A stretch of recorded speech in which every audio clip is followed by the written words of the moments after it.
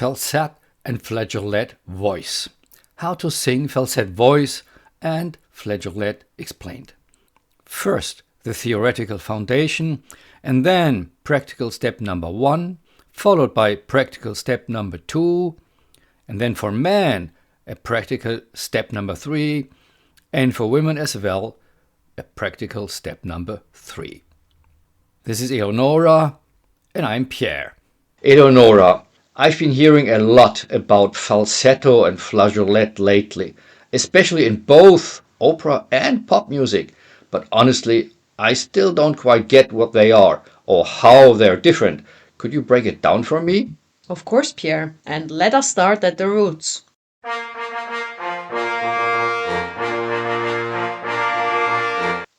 This is a flageolet. It is a sort of flute which was widely used between 1580 and 1850. Let's listen to its sound.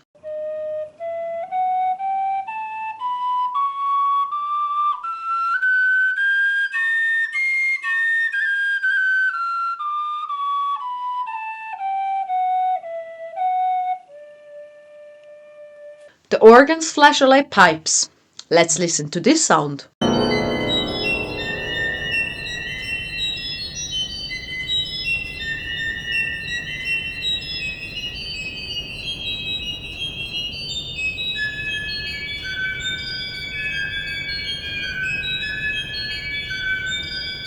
Eleonora, I'll never be able to sing that high. No man can, except the one that made the Guinness record. But some women do. Flageolet is the highest vocal register of all. It creates a piercing sound. You can think of it like the vocal equivalent of a flageolet instrument. So, who can sing in that register? Not many. It's rare and technically demanding. Most often it's accessed by coloratura sopranos who specialize in very high agile singing. But it's also used in pop music, especially by singers like Mariah Carey or Ariana Grande. They've mastered that extreme register and use it for dramatic effect. Interesting. A dramatic name for a dramatic effect. Not really. Some call it whistle register because it reminds them of the sound of a whistle. Got it. And do you have something more common than flageolet? Falsetto is much more common.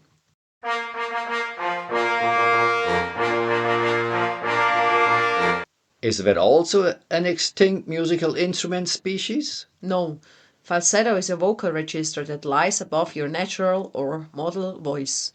It has a breathy, light quality, kind of like a flute. It's called falsetto from the Italian word falso, meaning false, because it's not your full voice production. So, it's kind of like a fake voice. You could say that, although I prefer to think of it as an alternative register. False just means it's not your speaking or model voice. Falsetto uses the thin edges of your vocal cords and they don't fully close, so you get that airy sound. It's especially noticeable in men because it allows them to sing pitches more typical of female voices. Interesting. And how is that different from the instrument flageolet? You know, in this register only the very front portions of the vocal folds vibrate. The rest remains stiff. Got it. So back to falsetto. Falsetto is more common then. Much more. In classical music, falsetto is often used by countertenors. Those are male singers who perform alto or mezzo parts. In modern opera, you'll hear falsetto used for certain character roles or dramatic moments. It all began with the famous castrati singers. Then, castrati became a rare species and in the Baroque era, falsetto helped replicate their voices. Are there any famous examples?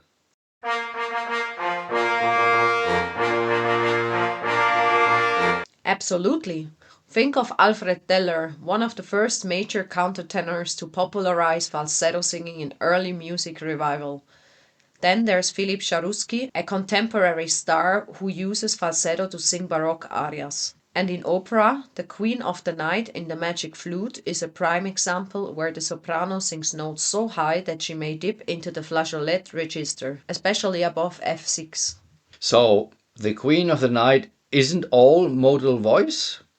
Not always. Some of those top notes, especially the high Fs, are often touched with a bit of flageolet. depending on the soprano's technique and range. Another good example is Mado Robin, a French coloratura soprano known for singing above C7. That's pure whistle register. And in pop music, falsetto seems really popular there too, right? Oh yes, falsetto has a strong presence in genre like R&B, soul and pop. Artists like Prince used it brilliantly. His track Kiss is a great example. The Bee Gees made falsetto their vocal signature in the disco era.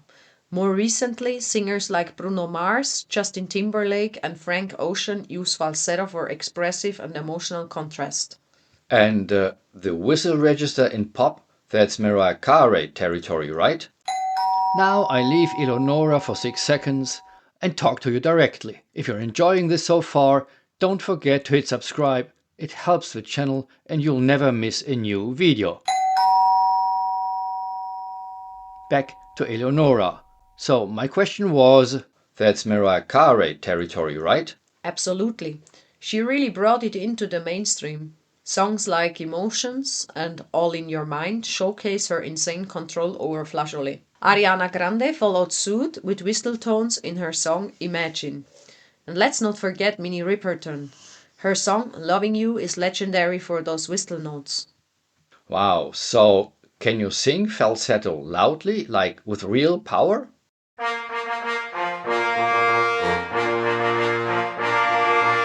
Good question. Falsetto by nature is lighter and less powerful than model voice, but with training you can develop a stronger, more connected falsetto, sometimes called falsettone, especially in classical circles.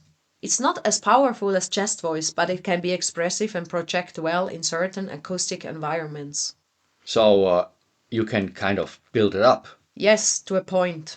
But it will never be as full as modal voice. Falsetto doesn't have the same harmonic richness or depth. That said, skilled singers can make it dynamic and beautifully resonant. Think of it as a color in your vocal palette, useful but not a substitute for everything. And what about flageolet? Can you strengthen that too?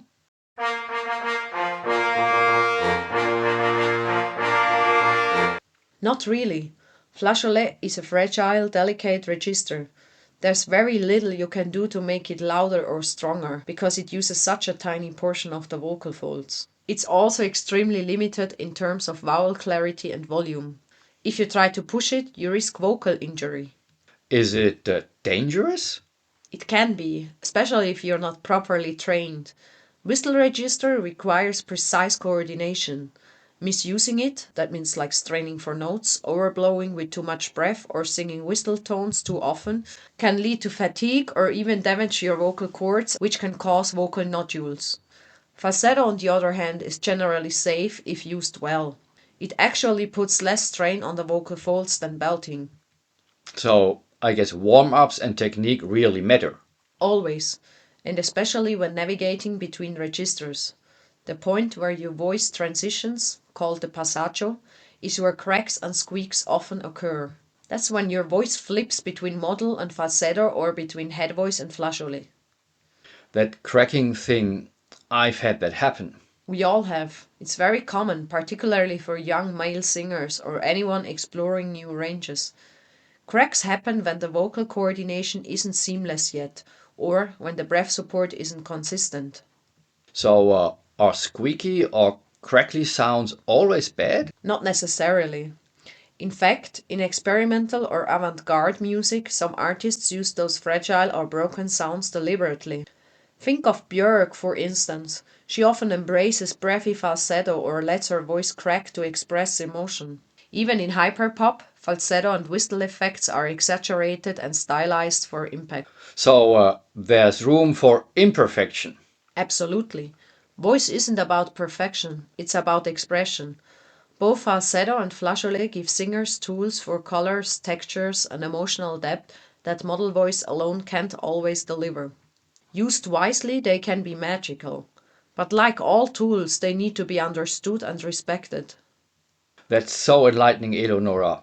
I feel like I finally get the theory behind these registers. I'm glad. And remember, we are not aiming to master everything at once. Just explore. Stay curious, listen closely, and above all, be kind to your own voice. It's the only one you've got. Thank you, Eleonora. That was so enlightening. And I know there will be exercises.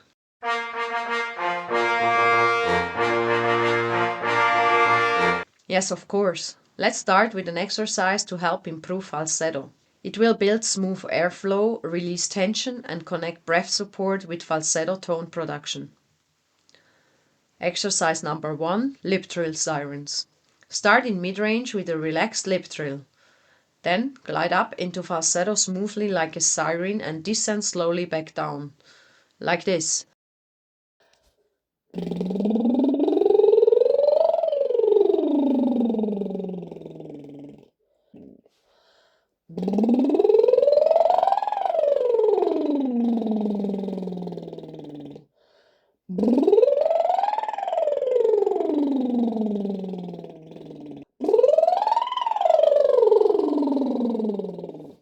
Repeat that for 3 to 5 times. Okay, I do it now.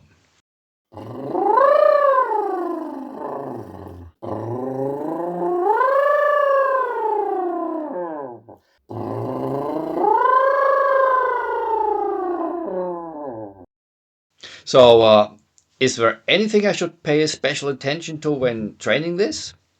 Yes, you should do a relaxed trill like a motorboat sound.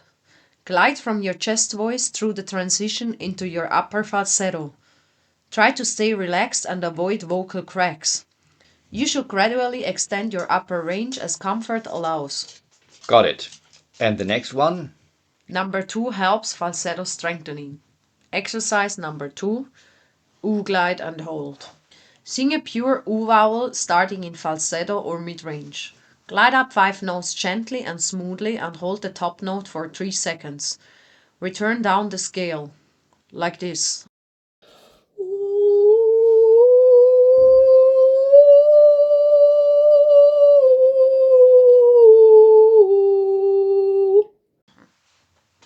So, I try to do it now.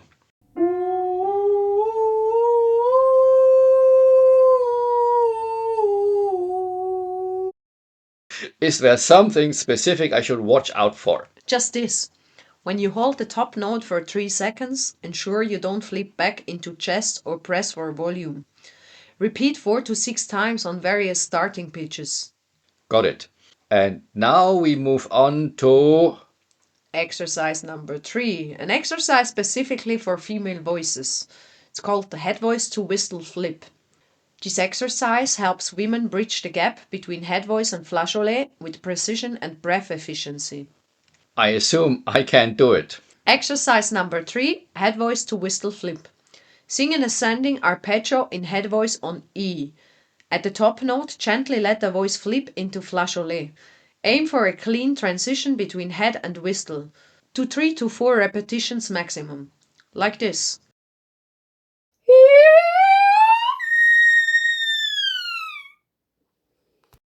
So, is there anything crucial sopranos need to keep in mind? Yes. Don't push into flageolet. Rest between repetitions to avoid over-fatiguing the chords. And a final one for me? Yes, this one is called mixed to falsetto taper. It helps men to transition smoothly between mixed voice and falsetto, building strength and flexibility. Exercise number 4, falsetto taper. Start with ne on a pitch near your passaggio. Sing an ascending 5-note scale. Then transition into pure falsetto by the 3rd note. Focus on even tone and no sudden volume drop. Like this.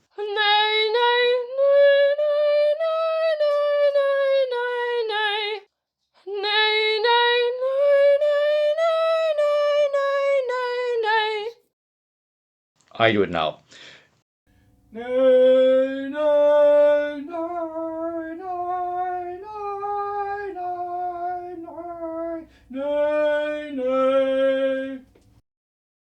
I still need instructions for each step. Here they come. The passaggio is your natural transitioning from chest to head voice. Normally, G4 is a good start. Use a light mix voice. Repeat on different vowels like ne, nu, or e. Thank you so much, Eleonora. This was really insightful. Thank you. You're welcome, Pierre. Just keep practicing. Give me just a minute to summarize. First, definitions and differences. The modal voice is the normal speaking or singing voice. The falsetto voice is a high, breathy register above the modal voice. And the flageolet voice is an extremely high register. The physiological foundations. In modal voice, the entire length of the vocal folds vibrate and they come together fully with each cycle. In falsetto voice, the edges of the relaxed vocal folds only are used, and in flageolet voice, only front parts of the vocal folds vibrate. Acoustic foundations. In modal voice, we have full harmonics, rich and resonant tone, and a wide dynamic range. In falsetto voice, we have weak harmonics, a light flute-like sound, and limited volume. And in flageolet voice, we have a very high pitch, shrill tone, and vowel clarity is often lacking.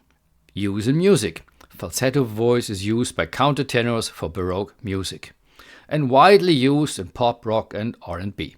Flageolet voice is used by coloratura sopranos for extreme high notes and by singers like Mariah Carey, Ariana Grande, and Minnie Riperton.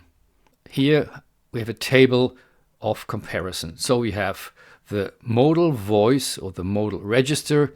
The vibration takes place on the full folds. The sound is warm, strong, and natural, and it is used for speaking and most of singing. Falsetto uses the edges of the vocal folds only. The sound is breathy and light, and it's used for high male singing and stylistic effects.